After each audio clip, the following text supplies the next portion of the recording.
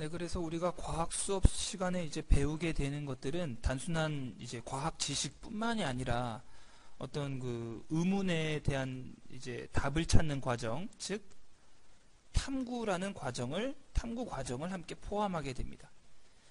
그래서 탐구 과정에서 이런 필요한 기능을 이제 탐구 기능이라고 해요. 그래서 오늘 우리가 또 살펴봐야 될 것은 바로 이 탐구 기능과 관련된 이야기입니다. 탐구 기능으로는 가장 기본적인 탐구 기능인 기초 탐구 기능과 그리고 이 기초 탐구 기능을 응용한 그래서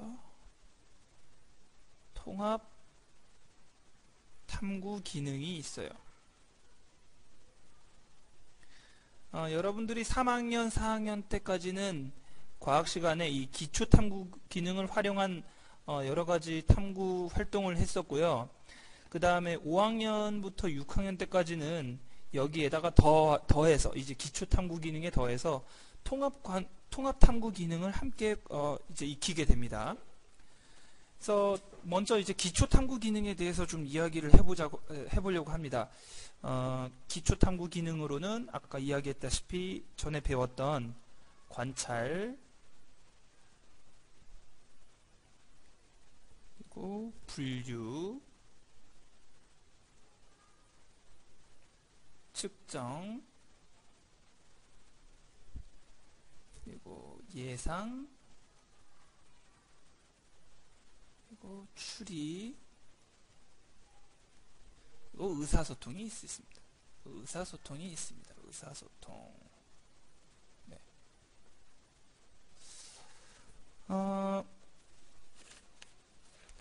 먼저 관찰입니다. 관찰은 그러니까 이 물체나 어떤 자연 현상에서 일어나는 특징에 대해 이제 자세히 살펴보는 걸 뜻해요.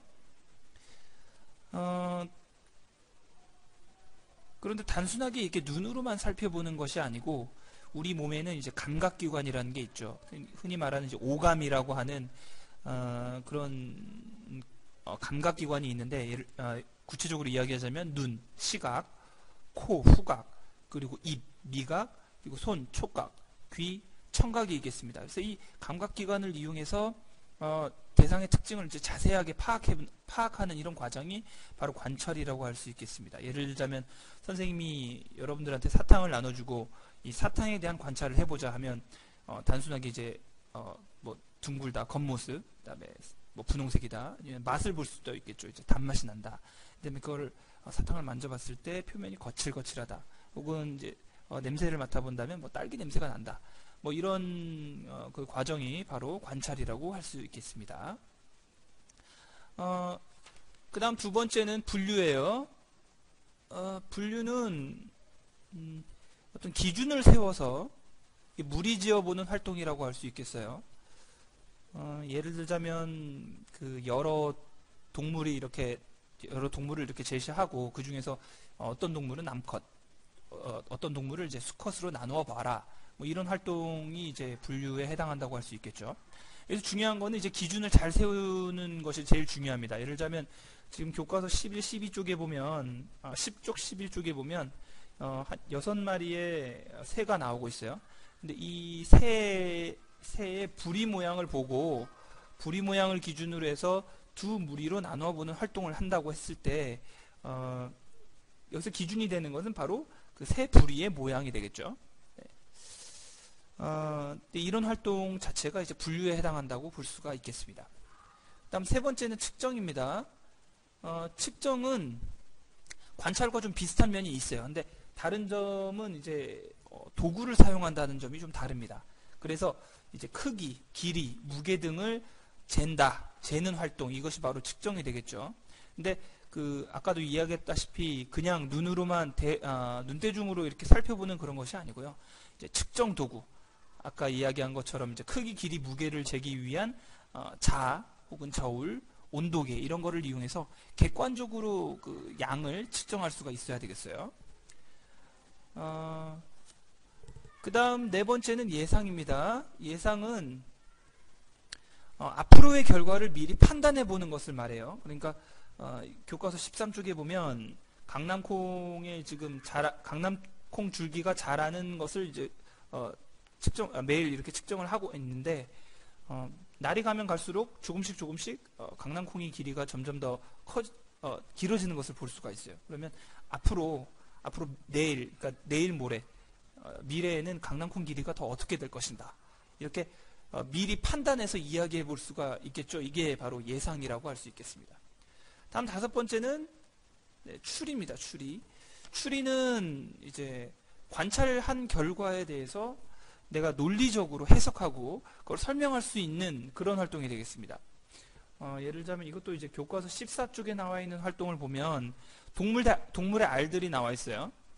그래서 내가 이 동물의 알을 관찰해 보고 이 알의 크기에 따라서 각각 그 알의 크기와 그리고 그 동물의 크기에 따라서 이 알이 어떤 동물의 알이다라고 이제 생각해 볼 수 있는 활동이 바로 추리에 해당한다고 말할 수 있겠습니다. 그 다음은 이제 6번째 의사소통입니다. 의사소통은 이제 서로의 생각을 주고받는 활동이죠. 단순하게 내 아이디어를 이야기하는 것뿐만이 아니고 다른 사람의 아이디어를 들어주는 것도 의사소통에 해당한다고 볼 수가 있겠어요. 그래서 아까 이야기한 것처럼 그 알을 보고 어떤 동물의 알이다 이런 활동을 한다고 했을 때 내가 그 알이 어떤 동물의 알일 거라라고 이제 생각한 것을 근거를 들어서 이제 명확하게 이제 제시할 수 있는, 다른 친구들 앞에서 이렇게 발표할 수 있는 이런 활동, 그리고 다른 친구들의 생각과 내 생각을 비교해보는 활동이 바로 의사소통에 해당한다고 볼 수 있겠습니다. 네, 그래서 지금까지 살펴본 관찰, 분류, 측정, 예상, 추리, 의사소통, 이 6가지가 바로 이 기초탐구 기능에 해당한다고 할 수 있겠고요. 그리고 이 기초탐구 기능은 여러분들이 과학 수업을 하는 내내 과학 수업 아주 여러 분야에서 이제 적용해 볼 수 있는 그런 탐구 기능이다라고 이해를 할 수 있겠습니다. 그 다음에 이제 우리가 5, 6학년 때 이제 추가로 익히게 되는 것이 바로 이 통합 탐구 기능이죠. 이 통합 탐구 기능이라는 것은 쉽게 생각을 하자면 곧 그 실험하는 절차, 그 실험하는 과정과 아주 그 동일하다고 이렇게 이해를 할 수가 있겠어요. 그래서 어떤 실험을 하게 되면 가장 먼저 그 어떤 현상에 대해서 이제 의문을 가지게 되는데, 그런 의문을 갖는 과정이 바로 통합 탐구 기능의 첫 번째 문제 인식 과정이라고 할 수 있겠죠. 문제 인식. 교과서 16쪽에 보면 이제 어떤 친구가 어항 청소를 하다가 이제 그 어항에 이제 찬물을 부었는데 이제 그 금붕어가 그 원래 움직임보다 훨씬 더 느려졌어요. 금붕어의 움직임과 아가미의 움직임이 굉장히 느려졌는데 이걸 통해서 어떤 그 의문을 갖게 된 거죠. 그래서 차가운 물에서 금붕어와 아가미의 움직임이 왜 줄어드는 걸까? 이렇게 생각하는 단계가 바로 문제 인식 단계라고 할 수 있겠습니다. 그다음 2번째는 가설 설정 단계입니다. 가설이라는 말은 좀 어려운 것 같지만 쉽게 이야기하자면 어떤 확실하지는 않지만 자기가 답이라고 생각한 것, 이게 바로 가설이라고 할 수 있겠어요. 그러니까 아까 그 금붕어 예에서는 이렇게 가설을 설정해 볼 수가 있겠죠. 그러니까 물의 온도가 낮으면 그것이 금붕어가 호흡하는 횟수와 관련이 있어서 이 물의 온도가 낮으면 금붕어의 호흡 횟수가 줄어들어 금붕어와 아가미의 움직임이 줄어들 것이다 라고 가설을 설정해 볼 수가 있겠습니다. 이게 2번째 단계고요. 다음 3번째는 변인 통제입니다. 변인 통제.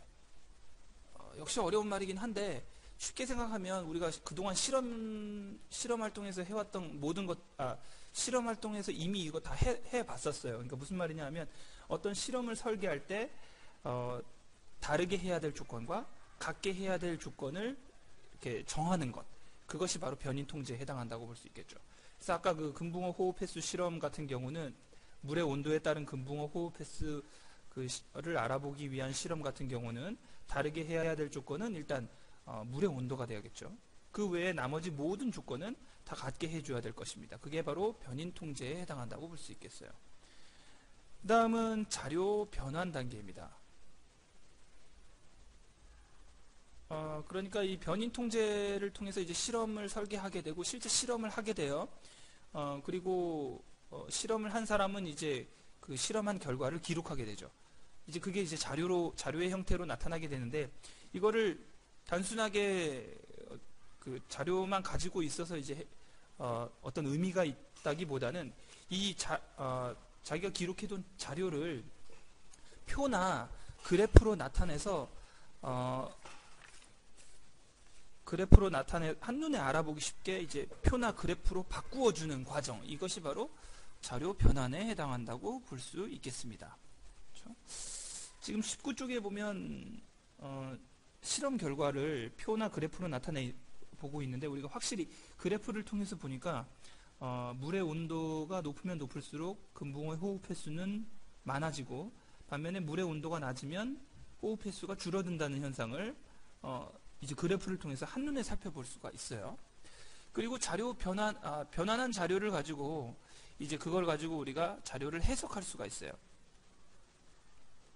즉 아까 이야기한 것처럼 그 자료를 보고 의미를 파악하는 과정이 바로 자료 해석이라고 이야기할 수 있겠습니다. 네, 그렇게 해서 이제 실험한 결과를 바탕으로 자기가 처음에 세웠던 가설이 옳은지 그른지 판단할 수 있게 돼요. 그것이 바로 결론 도출의 과정이라고 할 수 있겠죠. 그래서 내가 제일 처음에는 물의 온도가 낮아지면 금붕어의 호흡 횟수는 줄어들 것이다. 그런 가설을 세웠었는데 실제 실험을 해보니까 물의 온도가 낮아지니까 금붕어의 호흡 횟수가 줄어들어서 금붕어와 아가미의 움직임이 줄어들었다는 그런 자기의 가설이 옳았다는 것을 증명할 수가 있었어요. 그래서 실험을 통해서 자기의 가설이 옳다 혹은 그르다라는 결론을 알게 된 것이죠. 이게 결론 도출의 과정이라고 할 수 있겠고, 자, 마지막은 일반화입니다. 그러니까 이제 일반화는 우리가 지금까지 그 실험하는 과정을 통해서 증명된 내용, 여기서 끝나는 것이 아니라 좀 더 체계적이고 좀 더 다양한 이런 여러 연구를 통해서 다시 이제 또 결론을 내리는 이런 과정을 통해서 규칙성을 발견하고 그 규칙성에서 과학적인 원리나 법칙을 찾아내는 거라고 이제 이야기를 할 수 있겠어요.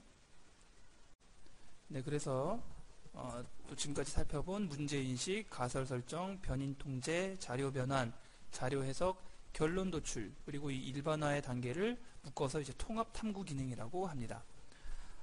그래서 지금까지 탐구 기능에 대해서 또 기초 탐구 기능과 통합 탐구 기능으로 이루어진 탐구 기능에 대해서 살펴봤어요. 우리가 이제 1년 동안 이제 과학 수업을 하게 되면서 우리가 살펴본 이런 탐구 기능들이 이제 지속적으로 사용이 될 거고, 또 과학 시간에 이제 실험을 하게 되면서 이제 실험을 하는 과정에서 이런 탐구 기능들이 점차 이제 더 발전할 수 있는 그런 계기가 될 거라고 생각을 합니다.